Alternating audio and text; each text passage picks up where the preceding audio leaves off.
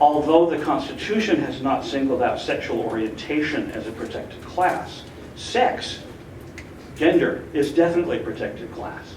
And certainly there's an analysis, and one of them I read in a federal decision within the last few months, that the reason John can't marry Frank is because of Frank's sex.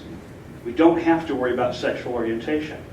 John can marry Donna or Sally because they're women. He can still be homosexual as long as he marries a woman. So the exclusion of category there seems to be one of sex, which the 14th Amendment does not allow. One question. I think we should always be clear about what it is that we're disagreeing about.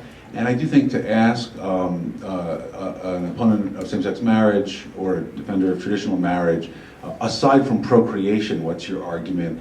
I'm not sure that that's, I won't speak for you, but the argument's about procreation. And if we don't buy the procreation argument, then we probably don't buy the critiques of same-sex marriage. And that's where I am on the issue. There might be something about gender roles, but I didn't hear Professor Duncan making that argument. So, it becomes a tough question to answer aside from procreation. Well, actually, the point is procreation. See debates about, whether changing the definition of marriage is a good idea, or maybe perhaps, even making that broader and talk about the question that Professor Matthews noted, which is, can we create some kind of structure to recognize dependent relationships and ensure that people can have death benefits and other things? I do believe there should be a legal framework in which same-sex couples can have their rights as a couple protected. I think that framework is called marriage. To argue that marriage is not mentioned in the Constitution seems to me similar as saying education isn't mentioned in the Constitution. It's not. It has traditionally been seen as a state's right. And yet in Brown versus the Board of Education, the Supreme Court ruled that states cannot discriminate against a group of people, even in their own bailiwick, which might be something like education. So I think that marriage, society recognizes marriage as a union of a husband and wife because it's a society's way of encouraging mothers and fathers for children, right? And if I believe that's a good, I think that's a basic human good. There's even the European Convention on Human Rights recognizes the child has a right to know and be raised by their own parents. I think that's a basic civil right. It's not a civil right in the sort of constitutional sense, like I could go to court to challenge it.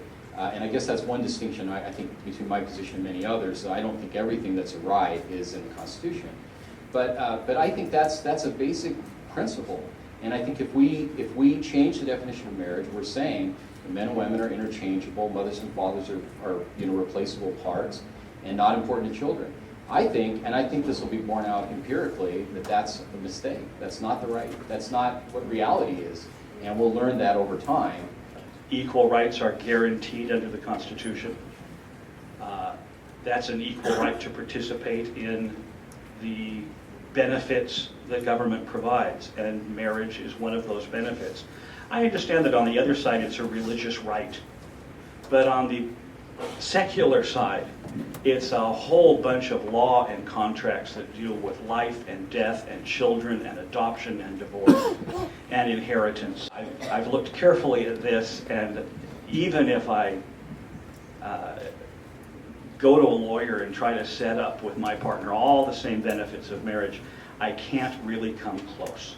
Off is a bit rough, but it's just, I want to make one point first. I believe that marriage is a national issue, not just a state issue, because there's not just gays living in Utah or Hawaii. They're living all over the place, which is why I think potentially there needs to be a national decision regarding it, because it's a national issue. Second, I kept hearing the Minnesota Supreme Court, it rooted its main argument about marriage in the Bible, Genesis. Well, if that's the case, then how can we say that we are a nation separated from church and state if we're going to define our laws based on the Bible? And I'm speaking as a Christian.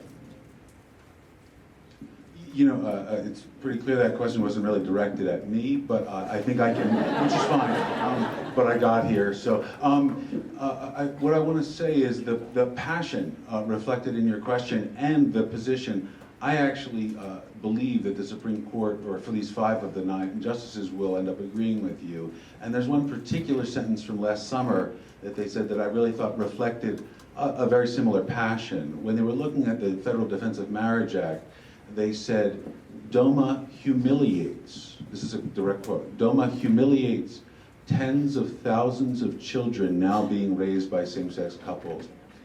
Humiliating children is not a strategy that prevails. Once 5 justices of the Supreme Court decide that a law is humiliating children, you can't say to the judge, I understand that we humiliate children, but once the Supreme Court said that DOMA humiliates children, I really feel like they tipped their hat on how they're going to be ruling next summer. And frankly, I was shocked by the passion of that phrase. I'm sure many people felt alienated when they read that sentence because the country does remain somewhat divided on the question. When 5 justices of the Supreme Court expressed their opinion as an interpretation of a clause of the United States Constitution, that is constitutional law.